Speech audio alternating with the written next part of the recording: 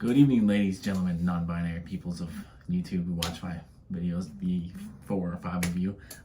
This is Bronson's By Any Means Necessary, fantasy baseball talk for August 18th, 2022. Still working my way through the football drafts. I've done 6, so 4 more, and I will start bringing you the information that you seek with football. In the 6 drafts, the thing I've noticed so far for me is that I'm getting a much bigger variety of players than I normally would in drafts. Like I don't necessarily target certain players. I target value and where I can get them.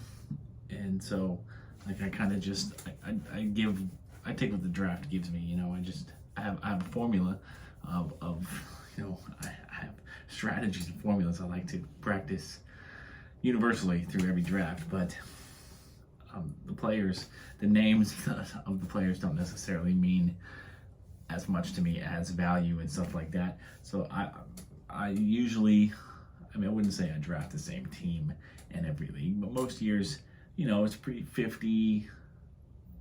60% of the team is usually the same players. This year I'm getting a much bigger variety of players on my teams, which is really exciting. It's definitely gonna make Sundays more fun because I already run so many teams. It was already like I'm either playing somebody who has that player or I have that player. Now it's definitely gonna be like I probably have that player in every single league or in a league somewhere. So it's just many years ago I gave up on worrying about how one player does versus how another player does, because it's just like it's helping me somewhere, it's hurting me somewhere. It doesn't really matter. At the end of the day, the final score is going to be what the final score is going to be. I try not to live and die by it. I really enjoy it, and I really take pride in being good at it. I understand that it's a game of luck. So no matter how good you could be, like you could go undefeated all season and you could still lose in the playoffs. It does not matter. And nobody will remember how good your team was unless you ended up winning. And so it's aggravating, it's frustrating, but it's so fun every single year. It's a very toxic relationship, but a lot of us, millions of us, enjoy it anyways. And a lot of us are perfectly willing to go waste money on it every single year. It's crazy. But I will get to the football stuff. I don't think I'll draft today. I'm sure before, definitely next week, I'll get through the next 4 and start getting the football content, the preseason football content out for you. Haven't watched any movies lately. I still got all that free shit I need to use. It'd be nice if I could find a date. I know women don't want to do, typical dinner and movie dates anymore. They want, something exciting, fun, but they don't ever want to go out on a hike with you either, because they're afraid you might push them off a fucking cliff or something. Like they don't want to do real exciting stuff, but they don't want to do the same old regular shit anymore either. So I'm just so over dating. I never ever wanted to be dating. I wanted to find someone when I was young, like a high school sweetheart, and just get married young, have kids young, and just go that route. That was my plan. That was what I wanted to do. I hate everything about dating. I hate every single fucking thing about dating, and yet I've been having to do it for the entirety of my adult life. Oh man, it's torture. It's torture. God is punishing me for the sins of my father or my grandfather or someone way back down the line. That's how I feel. If he truly does exist, which I question often, I question my faith. I question faith. Religion is so, like, I've read the Bible several times. I'm not claiming I'm an expert on the Bible because it's a very old text.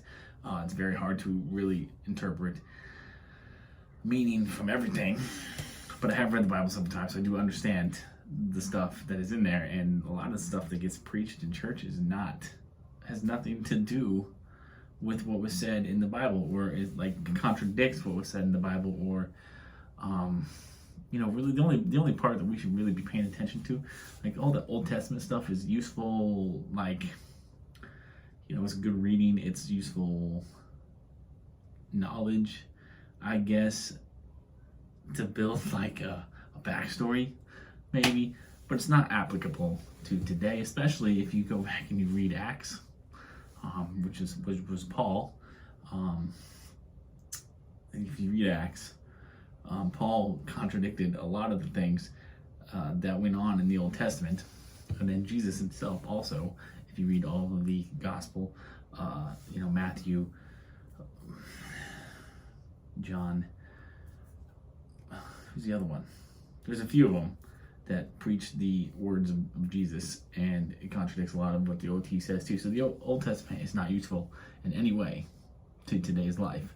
The only part of the Bible we should be paying attention to is what Jesus, the gospel of Jesus, and then Paul in Acts, when he contradicted the rules, all the Old Testament rules that, a lot of these Bible preachers and stuff will adamantly get up there and preach about being true beyond any questioning.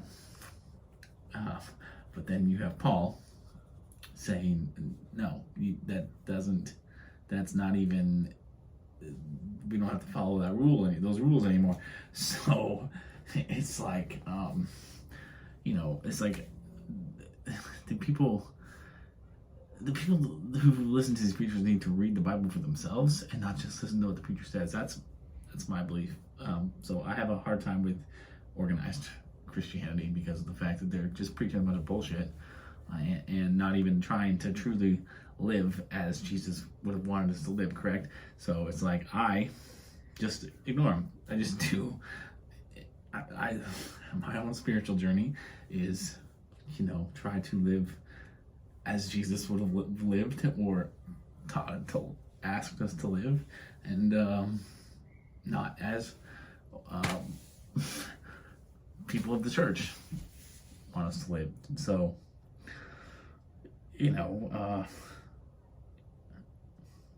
I can't believe I just got off on a 4-minute tangent about Christianity. Unbelievable.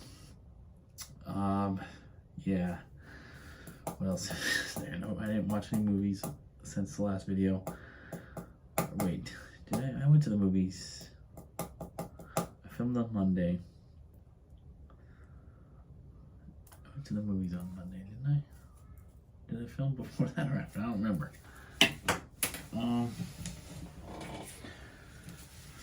I started watching The Sandman on Netflix. I was really excited for that when that came out. So far, only 2 episodes in. I actually fell asleep at the end of the first one, which is rare for me. I've never been able to fall asleep with lights on, or TV on, or anything like that. So I was hella tired last night, and I was angry last night too. Me and my roommate got into it a little bit, and because we're just getting, the other roommate and I have 2 roommates. One of them perfectly fine, don't have a problem with him.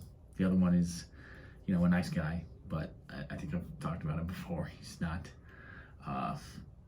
he's a disrespectful, inconsiderate, blah, blah, blah, all this stuff. He has autism, blah, blah, blah. We got into it last night because he was throwing a fucking fit over his video game, and apparently he's been doing this daily, and he does it for hours. He just throws a fucking fit, just screams and yells at this game for hours, and I wasn't home all day, but he went completely off the fucking rails last night, and my other roommates, partners here, so it's one thing for me and my roommate to have to deal with it because we live here, we're used to this shit. We've accepted the fact that we have a great deal at this house, and that's just something we have to deal with. But the partner from Scott, the partner, the guest, should absolutely not have to deal with that. And it's just, we're getting fed up. Our patience is running thin. But we both apologized to each other earlier. We both have anger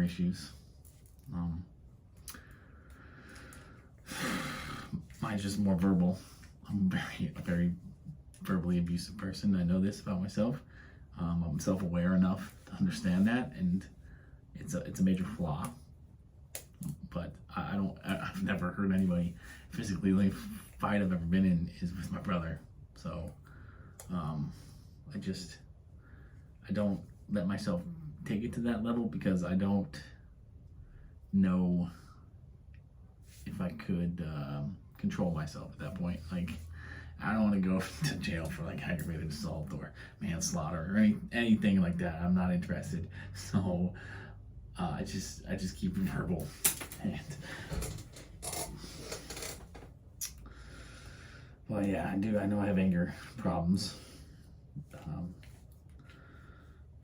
It's definitely affected my life up to this point, but luckily I can keep it fairly under control, by not letting it escalate to something physical. But verbal, sometimes I just get angry, I just see red, and I just say stuff that I know is gonna hurt somebody, but at that point I just don't care, because I feel like I got disrespected, or I feel like I was hurt.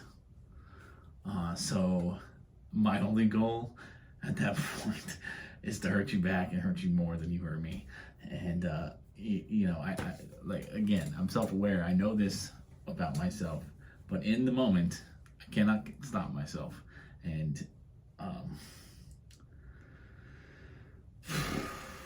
yeah, so anyways, 12 minutes, let's talk some baseball, huh? 3 hitters to consider adding for this week. I got a couple of prospects for you. I'm gonna admit it's getting rough. Trying to find new names every twice a week, but luckily we're into the part of the season now where all the prospects are getting called up, and the prospects that are hitting well are gonna make this list. So all the veteran guys who've been around all year, kind of running low on those guys, but the prospects, as long as they keep getting called up, keep producing, they're going to make this list. All right, so the one veteran, the one guy who's been around all year, who is kind of on a tear right now, Luis Rengifo, infielder for the Angels. He's eligible at third base, second base, and shortstop. He's hitting pretty well for the Angels. If you're looking for a utility man, he's probably the best name out there. And then a couple of prospects. Brett Batty, a third baseman for the Mets, just got called up yesterday, hit a home run on his first at bat. There's no reason to think that this success won't continue. And then we have Kerry Carpenter. Gonna be honest with you, I've never heard of this guy. I mean, I'm not the biggest baseball fan. I don't care that much about prospects, because unlike the NFL draft and the NBA draft, a lot of these rookies in baseball who are getting drafted, we don't see them for years. So I could care less mostly. So, but all the big name prospects I've usually heard of, because I play fantasy baseball, stuff like that. So I keep tabs on that. But this guy, Kerry Carpenter, and for the Tigers, never heard of him. Never heard of him until today. But he's hitting really well for the Tigers. The Tigers are in a rebuild. There's no reason to think that Kerry Carpenter, as long as he continues to produce, will not be an everyday player for the Tigers for the rest of the season. So the pitchers, man, it's a really nice weekend for streaming. Just like Tuesday, it was a really great day for streaming. This whole weekend is going to be a great day for streaming pitchers. A really great week overall for streaming pitchers. So there's absolutely no reason you should lose your matchup if you watch these videos, because I'm going to give you all the information you need to put you above and beyond successful this week. Friday, for tomorrow, I have 5 for you, starting with Aaron Ashby at the Cubs. And then Patrick Sandoval. Patrick Sandoval's ownership has been up above like 70% for most of the year somehow, because he's been struggling a little bit. I get it. He's back under 50%. But after tomorrow, because I think he's got a really good match against the Tigers, I think he's going to be back above that 50% threshold. Brady Singer, it's amazing that he is still owned in under 50% of leagues, because he's been pitching outstanding for the last couple of months. I know the Rays aren't the best matchup, but he threw against the Yankees, and who else did he pitch against recently? 2 really good teams. I think it was it the Dodgers? I know it was the Yankees. It was someone else that's good, and he had success against them, so I trust him against the Rays as well. And then a couple of guys who were facing each other on Friday, who I kind of actually want to go to this game now. I know it's really short notice. So I'm not going to, because I made that mistake last time I went to a Mariners game. I'm not doing that again, because hotels were. I also think it had a lot to do with the fact that it was Toronto, and all the Toronto fans were in town buying up everything. But still, I'm scared to even look. But I kind of want to go to this game tomorrow, because I want to see Cole Irvin versus Marco Gonzalez. Oh wait, never mind. It's in Oakland. It's not even in Seattle, so I don't care. I don't know what I'm talking about. I definitely don't want to go down to Oakland. That stadium's a dump, and I want to see Oakland. I want to see the Bay Area, all that stuff for myself, and before I start judging. But I've not heard anything good about Oakland from anybody. So it's like, I don't know if I'll ever go to Oakland myself. But I definitely want to see San Francisco. I need to get down there at some point. I need to see more of San Jose. I kind of want to see the Stanford campus, because I've seen so many videos and pictures, but it looks absolutely beautiful there. So I do want to see all that. But yeah, Cole Irvin versus Seattle, Marco Gonzalez versus Oakland tomorrow. Opposing pitchers on each other. Saturday, I got 6 for you, starting with Mitch White at the Yankees. Mitch White pitches for the Blue Jays now, not the Dodgers. I didn't even realize he got traded, but I like Mitch White. And the Yankees are struggling right now, so that should be a decent matchup. Reed Detmers still out there killing it against the Tigers. Michael Wacha is back for the Red Sox, and he's pitching like having a late career renaissance here. He's at the Orioles. And then Johnny Cueto. I remember when Johnny Cueto used to be one of the better starting pitcher options in fantasy. We get drafted like top 10 to 15 pitchers every year. Now he's toiling away, struggling to get ownership. Like his ownership has been in the 20s, 30s all year. Really low, even though he's pitching pretty well again. I trust him against the Guardians. Alex Cobb at the Rockies. I know Colorado's a bad matchup. You never want to, you usually don't want to go with a pitcher in Colorado, but Alex Cobb is the exception. I think he'll have a decent day. And then Josiah Gray at the Padres. Josiah Gray has racked up 15 strikeouts between his last 2 starts. No reason to continue. No reason to think that prolificness. I know there's another word for it. I don't think prolificness is the correct word, but we're going to use prolificness today. Prolificness of strikeouts will not continue, even though the Padres do have a good lineup. Josiah Gray does give up home runs. I still think he's going to have a decent enough day against the Padres in a pitcher. I sound like Emmanuel Acho, the way he says opinion. I cannot stand it. I just want to mute him. Pitcher-friendly environment at Petco Park. Man, that's a tongue twister. And Sunday I got 3. Oddly enough, all their names start with J. Justin Steele versus the Brewers. He's been pitching pretty well lately. J.P. Sears, a guy I'm really high on, in Oakland now, not the Yankees anymore. He's in Oakland, where he's getting an opportunity against my Mariners on Sunday in Oakland. I like that. And then Jose Quintana in Arizona against the lowly Diamondbacks. He should have a decent day there. He's been having a pretty good year. He's looking like the Jose Quintana of old, pitching really well despite not racking up a whole lot of strikeouts. I actually think his strikeout rate this year is higher than normal, which is kind of odd for a guy this late in his career. But yeah, Jose Quintana has shown that he can sustain this level of production, and now he's in a much better environment than Pittsburgh, as he's in St. Louis. St. Louis is a true contender for the National League pennant, if not the World Series this year. So, and the Diamondbacks are bad, if y'all didn't notice. So I like Jose Quintana a lot in that match.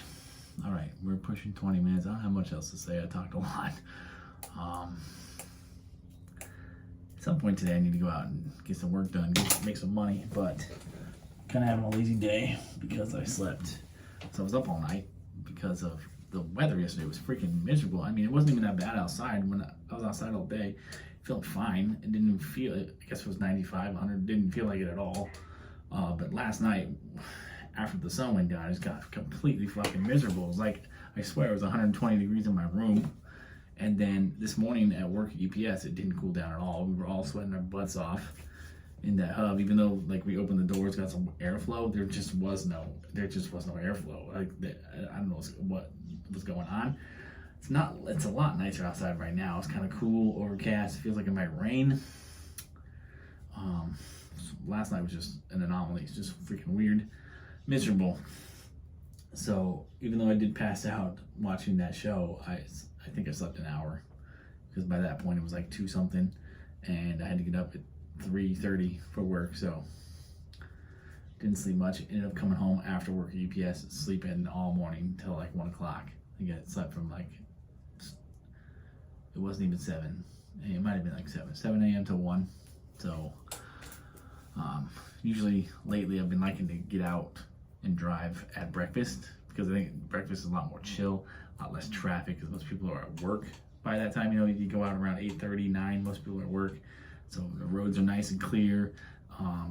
The orders are, you know, nice and short. It's a lot of Starbucks. It's just, breakfast is real chill. So I like getting out and driving around that time of day. I haven't been doing a lot of lunch lately. I've been skipping lunch. I've been doing like breakfast, coming home. Well, I mean, I guess I'm still doing lunch. I go to breakfast, and then maybe I'm done by like 11, but sometimes I'll stay out till noon, 12:30, maybe 1, and then I'll take a big gap and go back out around dinner time. So that's what I'm going to do today, is just go out for dinner time. Luckily, I've been my plan was to work every day this week, because I kind of need to make up for last week and the last couple of weeks. So luckily I'm a little ahead today than where I usually am at this point in the week.